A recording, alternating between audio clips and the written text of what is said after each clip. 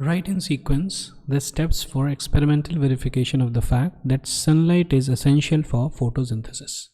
ये actually CBSE के book में दिया नहीं हुआ है 10th में, ठीक है. हम लोग क्या करेंगे, we will understand it. Okay, so procedure. So first, select a healthy potted plant and de-starch the plant by placing it in complete darkness for at least 48 hours.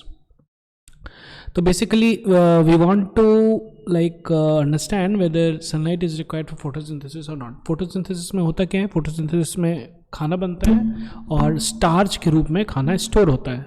तो अब प्लांट जो है ऑलरेडी पहले से खाना बनाया हुआ होगा, और जो पार्ट्स में क्लोरोफिल नहीं है वहाँ पे भी खाना का ज़रूरत तो रहेगा, तो ट्रांसपोर्टेशन के थ्रू वहाँ पे भी खाना जाएगा. तो अब अगर हम लोग स्टार्च का टेस्ट करेंगे एट एनी प्लेस, तो वहाँ पे तो पॉजिटिव ही टेस्ट आएगा ना. So therefore it is required to de starch. पहले हम लोग क्या किए, डी स्टार्च कर दिए, ठीक है. तो how to de starch, we place it in complete darkness for 48 hours, जिससे कि क्या होगा कि सनलाइट मिल नहीं रहा है, फोटोसिंथेसिस हो नहीं रहा है, तो जो इसके अंदर ऑलरेडी स्टार्च बना हुआ था वो यूज कर लेगा ये.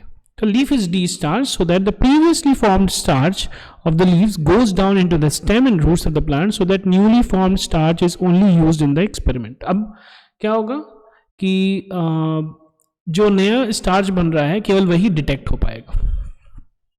Okay. After 48 hours, using clips or sellotape, cover a part of the leaf of the plant from both upper and lower sides. तो ये यहाँ पे हम लोग को दिख रहा है ना, प्लांट लिया, लीफ लिया, और लीफ को हम लोगों ने क्या किया है, कवर कर दिया है with black paper strips. Black paper strips है जिसके कारण no sunlight falls on the clipped part. Now keep the potted plant in sunlight for at least 3 to 4 hours. तो 3 से 4 घंटे के लिए रखते हैं हम लोग सनलाइट में. तो क्या होगा कि जो पार्ट को हम लोगों ने क्लिप किया था और ब्लैक पेपर से था वो कवर्ड, वहाँ पे सनलाइट नहीं फॉल करेगा और वहाँ पे फोटोसिंथेसिस नहीं हो पाएगा, ठीक है. लेकिन जो पार्ट का प्लांट था, है ना, जो कि सनलाइट को एक्सपोज था, यहाँ पे सनलाइट आ सकता था, तो वहाँ पे there will be photosynthesis. After 3 to 4 hours, plug the leaf and remove the black paper strips. Boil the leaf in water for about 2 minutes. तो उससे क्या होता है कि now to decolorize the leaf, transfer the leaf from boiling water to a beaker containing ethanol and boil the leaf in a water bath. तो क्यों हम लोग बॉयल करते हैं, बिकॉज बॉयल करने से the chlorophyll gets removed and the leaf becomes decolourised, जिससे कि हम लोग जब स्टार्च टेस्ट करेंगे there is going to be है ना कलर चेंज, वो कि हम लोग को ईजिली ऑब्जर्वेबल होगा, ठीक है. So after the removal of chlorophyll, the color of the leaf changes to white and it is easy to observe the change of the color of iodine as starch gives a blue color to iodine.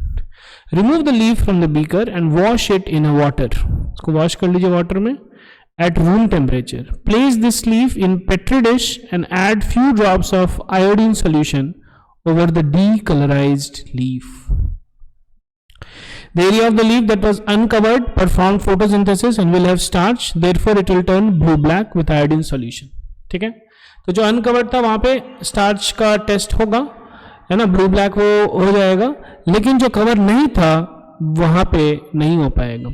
So therefore the covered portion of the leaf remains yellow as it does not perform photosynthesis. So simple सा बात है.